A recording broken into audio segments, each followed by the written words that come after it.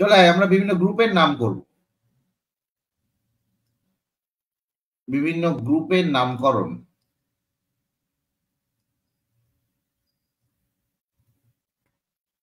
মাইশা, মাইশা একমাত্র অবিডিয়েন্ট ছিল আর কি এতদিন, যে দেখ 5 জন আসছিস, খুব ভালো লাগছে।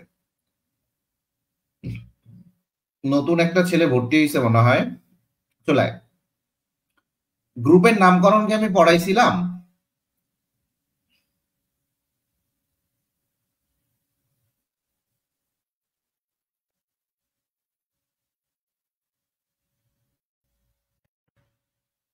যেটা আসছিল মানে আমি যেগুলা পড়াইছি সেগুলা কোশ্চিনে অ্যান্সার করতে পারছিস কিনা সেটা বল। তোকে তো যেগুলা পড়াই না ওগুলা কোশ্চিনে অ্যান্সার করতে বলি নাই আমি। কাঁথার দল। এই গ্রুপের নামকরণ পড়াইছিলাম না মাইশা?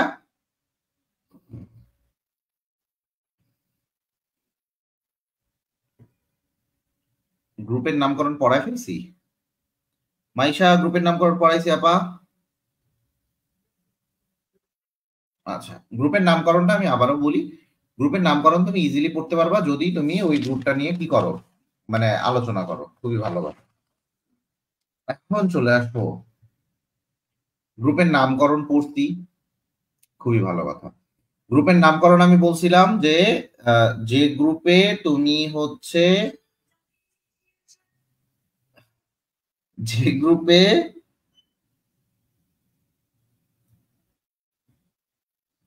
তোমার প্রথম নাম নাই, প্রথম মৌলটা অনুসারে তোমার হচ্ছে নামকরণ করতে পারবা। একটু দাঁড়াও, আমি কি কি পড়াইছি একটু দেখে নেই।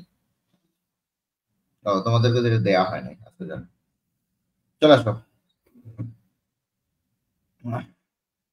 তো গ্রুপের নামকরণ দেখো, মুদ্রা ধাতু যদি বলে, মুদ্রা ধাতু হচ্ছে তোমার গ্রুপ 1B, এটা মনে রাখবা। মুদ্রা ধাতু হচ্ছে গ্রুপ 1B। মাইশা বলো তো,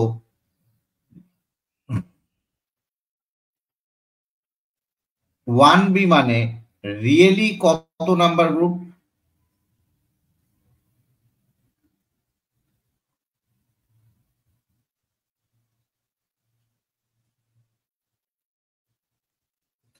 মুদ্রা ধাতু বলছি 1B।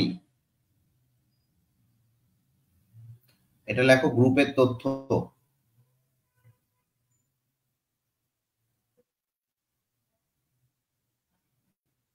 পর্যায় সারণীর তথ্য। বলো বলো, আমি শিখাইছি কিন্তু।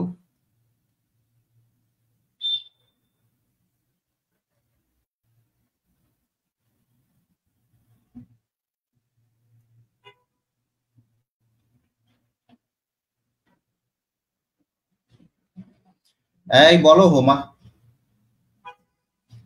একটা চড় লাগাবো, এক চড়ে গাল বাঁকা করে দিব একদম গাধা। এটা হচ্ছে 11 নম্বর গ্রুপ।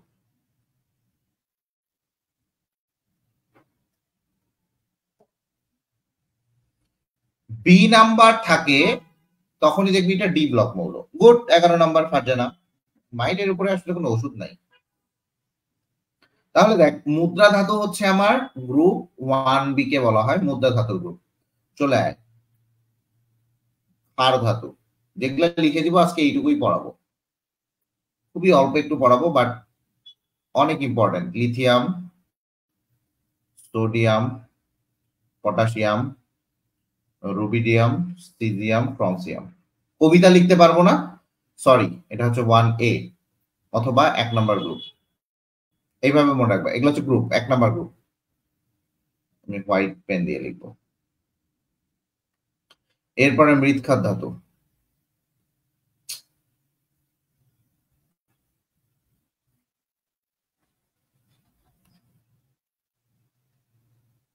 এটা হচ্ছে 2 নম্বর গ্রুপ, এটাকে বলা হয় 2A। এরপর আসি হ্যালোজেন, গ্রুপ 17। এগুলা আপনারা জানেন।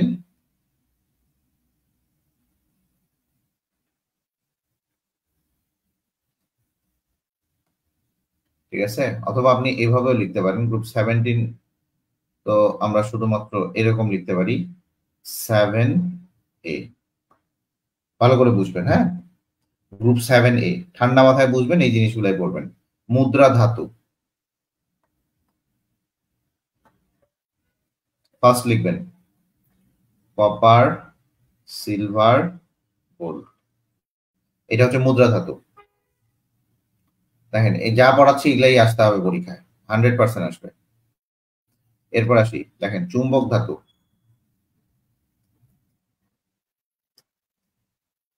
চুম্বক ধাতু আয়রন, কোবাল্ট, নিকেল, রুথেনিয়াম,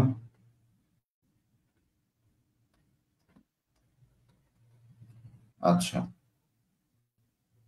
নিকৃষ্ট ধাতু লিখে নাও, এগুলা সবগুলাই খুবই কাজে লাগবে।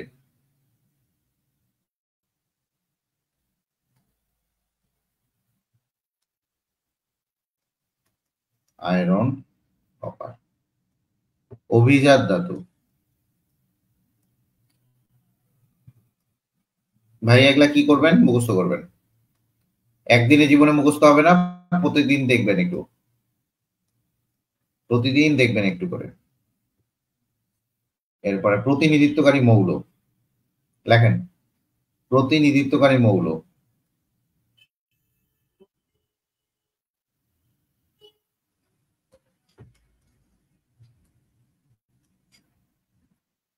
SO3 ব্লক, এখানে নিষ্ক্রিয় গ্যাস ব্যতীত।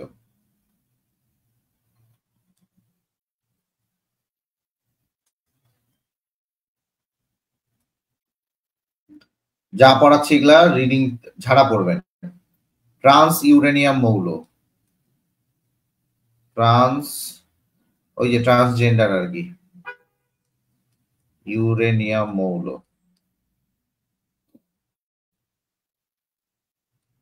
এটা হচ্ছে 93 থেকে 103 পর্যন্ত।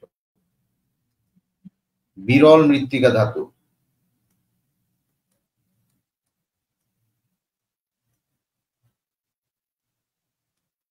এটা কিন্তু পারমাণবিক সংখ্যা।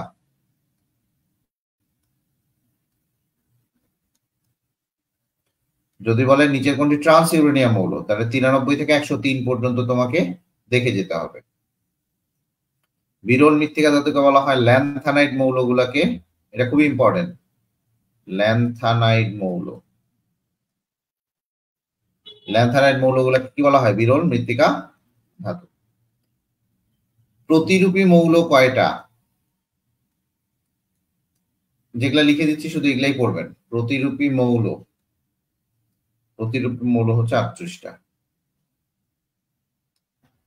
এটা তুলতে পারছেন, তুলতে না পারলে তোলেন, এগুলা প্রচুর এমসিকিউ আসবে, তুলতে না পারলে তোলেন। অনেকগুলা আছে, অনেকগুলা অনেকগুলা, একদম মোটামুটি 4-5 অনেক প্রকারের আছে।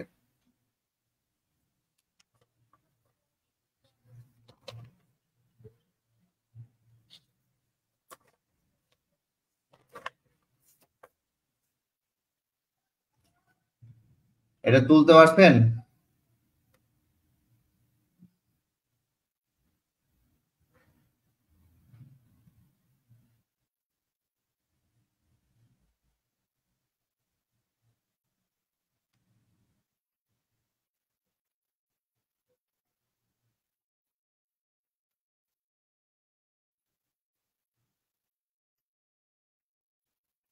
ওই তুলছেন কিনা তাড়াতাড়ি বলেন।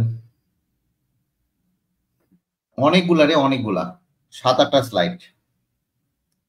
একটু তাড়াতাড়ি বলবি, তাড়াতাড়ি হবে। আমি এইটুকু পড়াই আজকে ছেড়ে দিব। নরম ধাতু,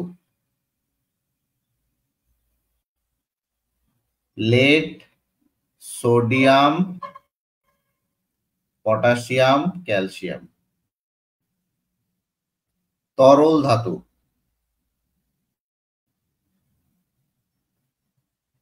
ফ্রন্সিয়াম, গ্যালিয়াম, মার্কারি, সিজিয়াম। ঠান্ডা মাথায় বুঝবেন, এগুলা শুধুমাত্র শুধুমাত্র যে একটা পড়ছিলাম আমরা, মার্কারি হচ্ছে তরল ধাতু না, আরো আছে। তরল অধাতু একটা।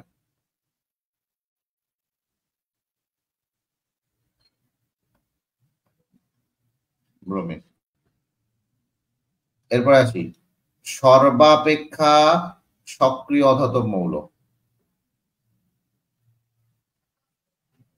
সক্রিয় অধাতব মৌল ফ্লোরিন। এটা লিখবেন সর্বাপেক্ষা তড়িৎ ঋণাত্মক মৌল।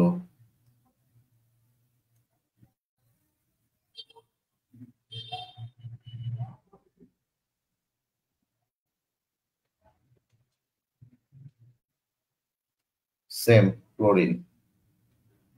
সব থেকে হালকা ধাতু, এগুলা খুবই ইম্পর্টেন্ট। হালকা ধাতু এখনই গাইল খেয়ে দিই, তিনজন নামে গেছিলি গাইল খেয়ে দিই। সব থেকে হালকা ধাতু হচ্ছে লিথিয়াম। স্ফুটনাঙ্ক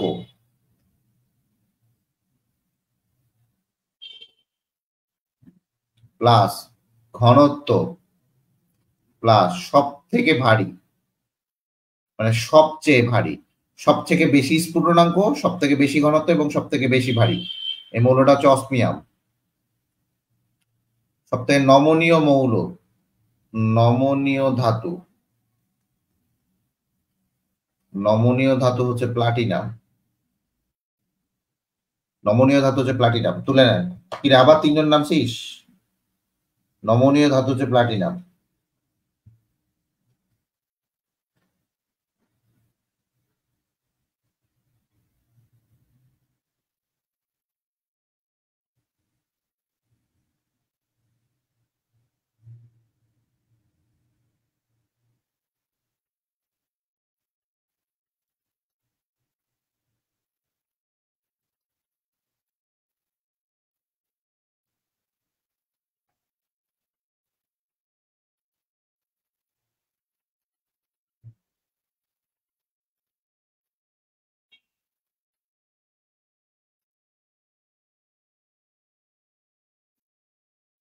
তোলা হয়েছে বলো।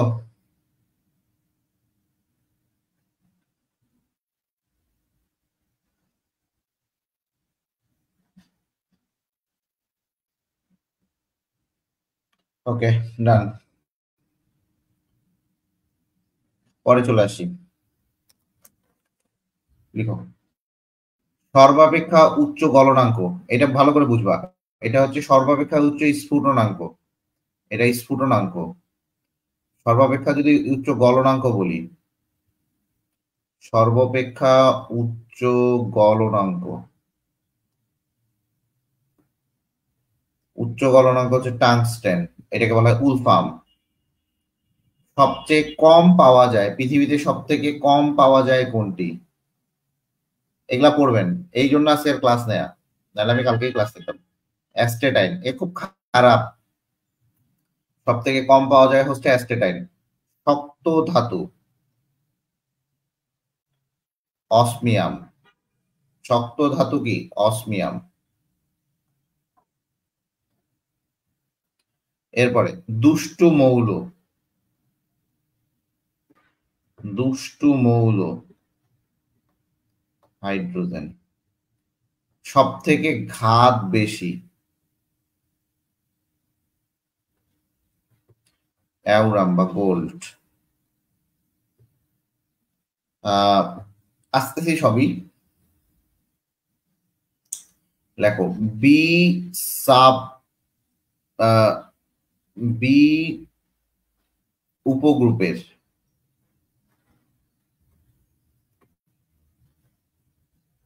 প্রথম মৌল কোনটা? স্ক্যান্ডিনিয়াম। বি উপগ্রুপের প্রথম মৌল স্ক্যান্ডিনিয়াম, শেষ মৌল হচ্ছে স্ট্যানাম। এটা একটু ভালো মতো করবেন।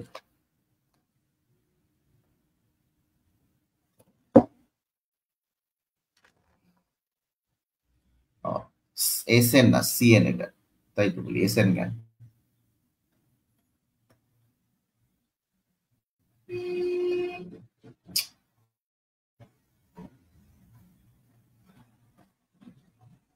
সিএন এটা কপারনিশিয়াম, ভালো করে বুঝবা, এটার নাম হচ্ছে কপারনিশিয়াম।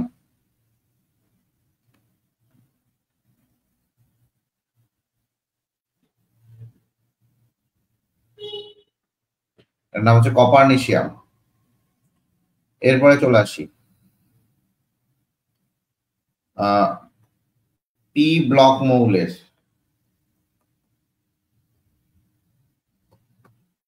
প্রথম মৌল, পি ব্লক মৌলের প্রথম মৌল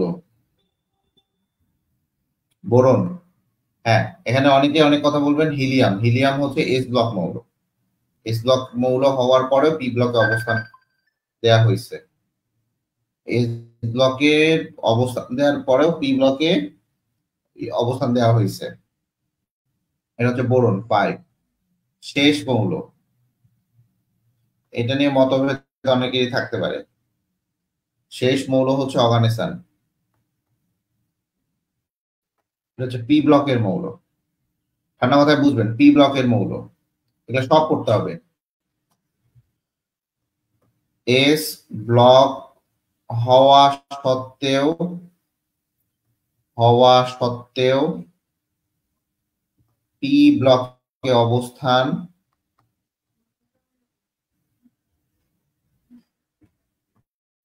হিলিয়ামের। ঠিক আছে, হিলিয়ামের। চলে আসি এস ব্লকের প্রথম মৌল,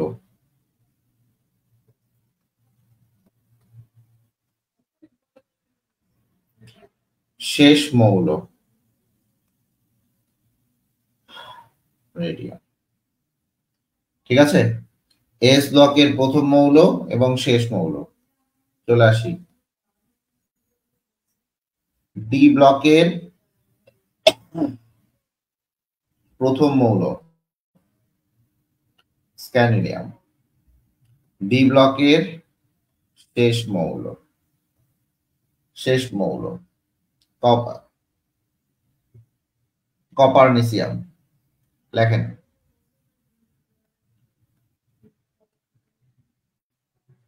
ল্যান্থানাইট সিরিজের প্রথম মৌল। দেখেন পড়তে হয় কিভাবে, এভাবে পড়তে হবে। দেখেন, প্রথম মৌল ল্যান্থানাম, শেষ মৌল লুটেসিয়াম। এটা নাম সহ পড়বেন অ্যাক্টিনাইট সিরিজের।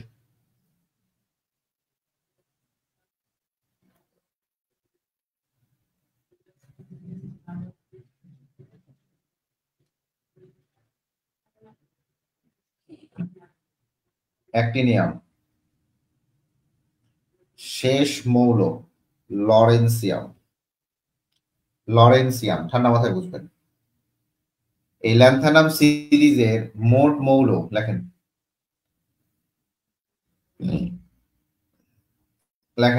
যা যা লিখে দিচ্ছি লেখেন। ইন্নে সানজিদা, তুমি কোথা থেকে আসছো আপু? দেখেন, ডি ব্লক হওয়া সত্ত্বেও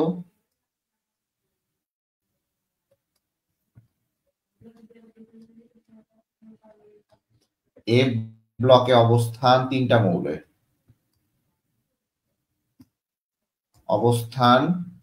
মৌলের, একটা হচ্ছে ল্যান্থানাম, অ্যাক্টিনিয়াম, একটা থোরিয়াম। এই তিনটা মৌলের অ্যাক্টিনাইট সিরিজের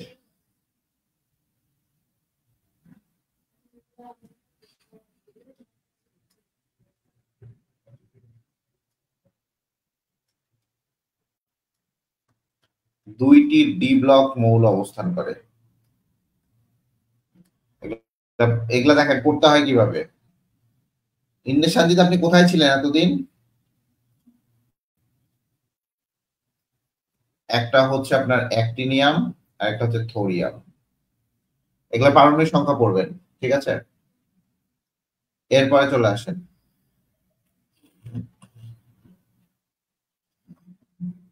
বিদ্যুৎ সুপরিবাহী মৌল।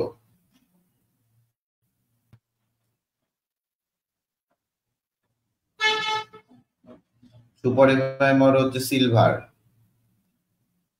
এরপরে আসেন সক্রিয় ধাতু।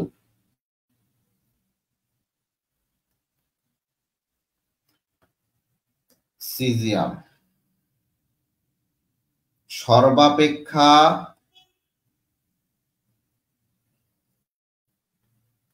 বেশি অপধাতু, এটা হচ্ছে গ্রুপ 5, গ্রুপ 15 অথবা 5A।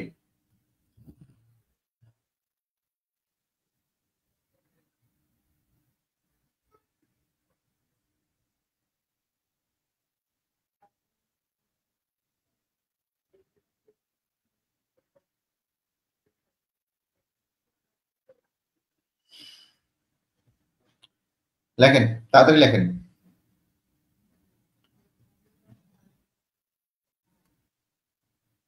সবার একটা ভারী তরল, মার্কারি। তারপরে পরিবর্তনশীল, সব থেকে বেশি পরিবর্তনশীল জারণ ধর্ম,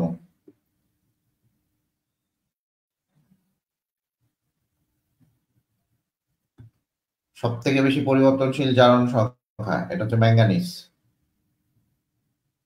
পরিবর্তনশীল জারণ মান, সব থেকে দামি মৌল, পৃথিবীর সব থেকে দামি মৌল কোনটি? ক্যালিফোর্নিয়াম। সিএফ, এটার নাম হচ্ছে ক্যালিফোর্নিয়াম।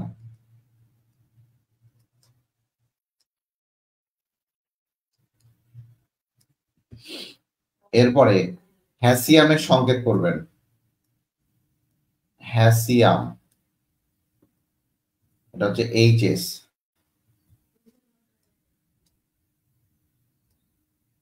সবচেয়ে বেশি নিষ্ক্রিয়,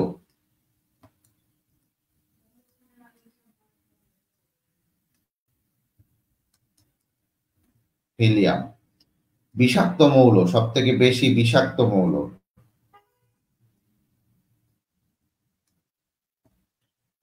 প্লুটোনিয়াম।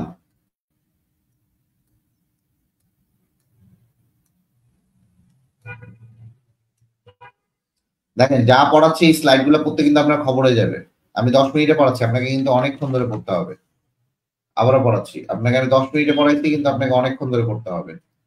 আপনাকে বারবার বারবার বলতেছি, এরপরে অনেক পড়তে হবে, অনেক পড়তে হবে আপনাকে। আপনি যদি না পড়েন তাহলে ধরা খাই যাবেন। আপনি যদি বলেন যে ভাই আমি পড়বো না, ভাই আমি ইয়ে করবো না, তাহলে দেখবেন যে আপনি পারতেছেন না। ঠিক আছে, আচ্ছা চলে আসি। এই পর্যন্তই পড়া থাকবে, আরেকটা জিনিস শেখাবো।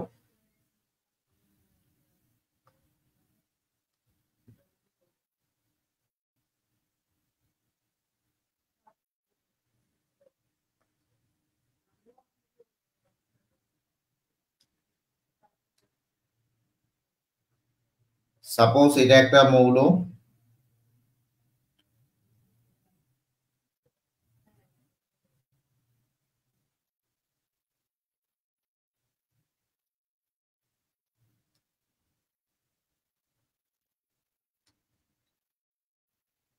দেখেন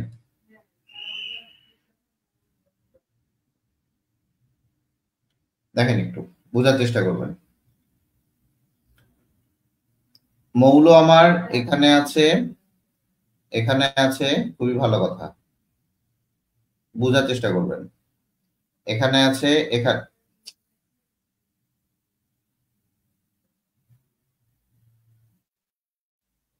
এখানে আছে, এখানে আছে, এখানে আছে। ঠান্ডা মাথায় বুঝবেন, এই জায়গাটা বোঝার খুবই দরকার। এটাও কাটা আছে, সাপোজ মনে করেন এটাও কাটা আছে, এটাও কাটা আছে, খুবই ভালো। এখন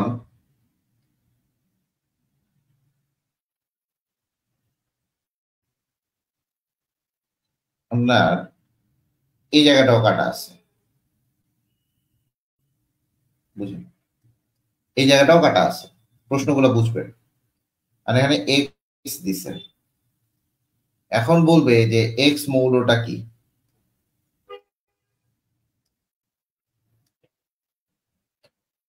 পারমাণবিক সংখ্যা কি, বা এক্স মৌলটা কি। সাপোজ এটা আমি জাস্ট একটা এমসিকিউ কোশ্চিন দিলাম, জাস্ট একটা জিনিস দেখাবো।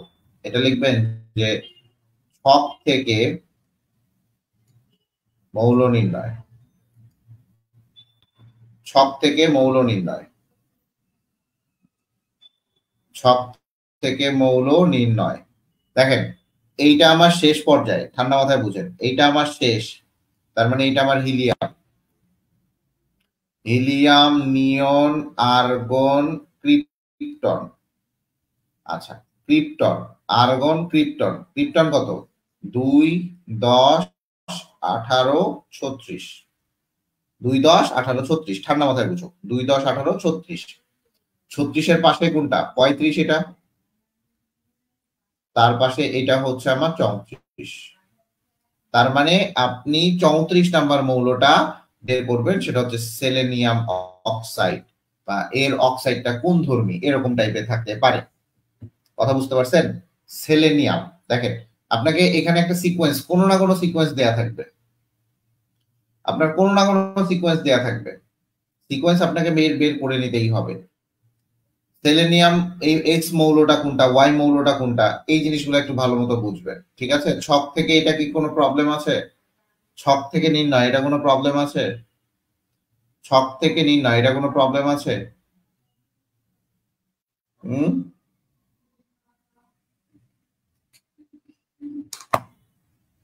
ছক থেকে নির্ণয় বুঝতে পারছেন জিনিসটা কিভাবে ছক থেকে নির্ণয় করতে হয়? এটা খুবই সহজ একটা বিষয়। আমরা যে কোনো ভাবেই থাকতে পারে, সাপোজ এইখানে এরকমও থাকতে পারে, এরকম আছে,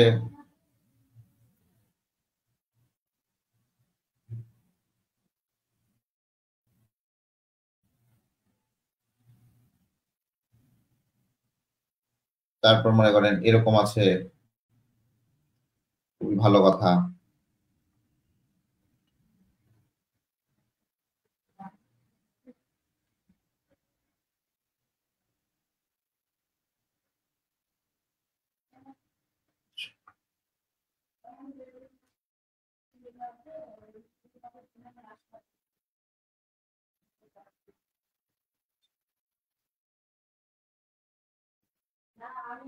বোঝার চেষ্টা করো একটু।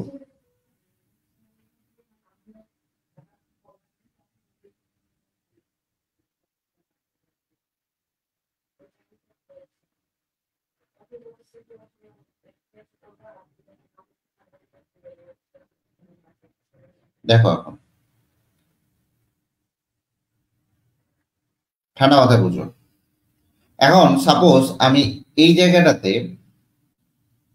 বলে দিলাম অক্সিজেন, ভালো করে বোঝার চেষ্টা করো। এই জায়গায় আমি বললাম অক্সিজেন, এই জায়গায় বললাম আমি ওয়াই, বলবো আমি ওয়াই মৌলটা আর এক্স মৌলটা নির্ণয় করো, বা ওয়াই জেড এটাও নির্ণয় করতে পারো, এক্স ওয়াই জেড নির্ণয় করো।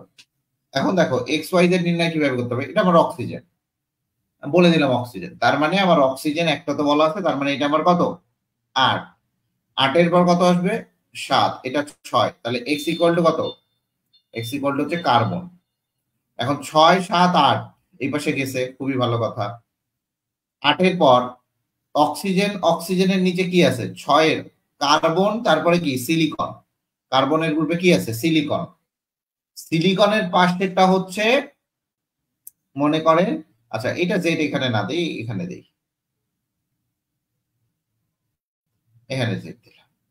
আর বলো জেডটা কি? সিলিকনের পাশে আছে হচ্ছে জেড হচ্ছে কি? এই সিলিকনের পাশে আছে হচ্ছে অ্যালুমিনিয়াম, এই জেড হচ্ছে অ্যালুমিনিয়াম। আর অ্যালুমিনিয়ামের নিচে কি আছে? অ্যালুমিনিয়ামের নিচে আছে হচ্ছে গ্যালিয়াম। দ্যাটস ইট, শেষ। তাহলে এক্স ওয়াই এবং জেড কিভাবে নির্ণয় করতে হয় বোঝা গেছে? এক্স ওয়াই জেড নির্ণয় করতে হয় কিভাবে বোঝা গেছে? এগুলা 9-10 এর পড়ালেখা ছিল, এগুলা আসলে আমার পড়ার কোনো উদ্দেশ্য ছিল না। আমার পড়ানোর উদ্দেশ্য ছিল এই 7টা স্লাইড, 7টা স্লাইড আপনাদেরকে পড়তে হবে, তাহলে আপনি কালকে ক্লাসটা করতে পারবেন। ঠিক আছে, কালকে থেকে আমরা এস ব্লকের রিয়াকশন এবং প্রপার্টিজ গুলা পড়বো। আপনাদেরকে এটা বোঝা গেছে? বোঝা গেছে? তাড়াতাড়ি বলেন, ছেড়ে দিব। বোঝা গেছে কিভাবে নির্ণয় করতে হয়, কিভাবে নির্ণয় করতে হয় বোঝা গেছে?